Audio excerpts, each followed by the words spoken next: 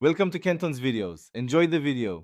Park on level ground, set the parking brake, and disconnect the negative battery terminal before any work on a 2015 Honda Civic brake light. You need a Phillips screwdriver, a 10 mm socket, a replacement 7443 brake bulb, or LED equivalent, and gloves to prevent oil transfer. Wear eye protection. Keep a flashlight and a small tray for fasteners. If the vehicle has an alarm, lock the doors to prevent unexpected movement. Work with someone nearby if you are unsure. Open the trunk and fold back the trunk liner to expose the tail light assembly. Remove plastic clips by prying gently with a flat tool.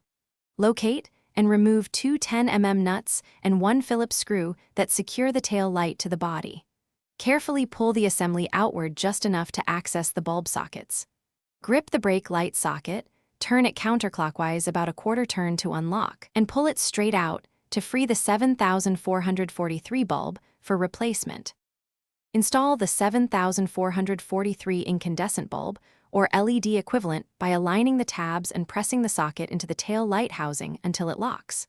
Reseat the tail light assembly against the body, replace the two 10 mm nuts and the Phillips screw, and tighten snugly. Do not over-tighten. Aim for about 5 to 7 ft-lb if possible. Reinstall the trunk liner and clips. Reconnect the negative battery terminal, then test the brake light by pressing the brake pedal or having an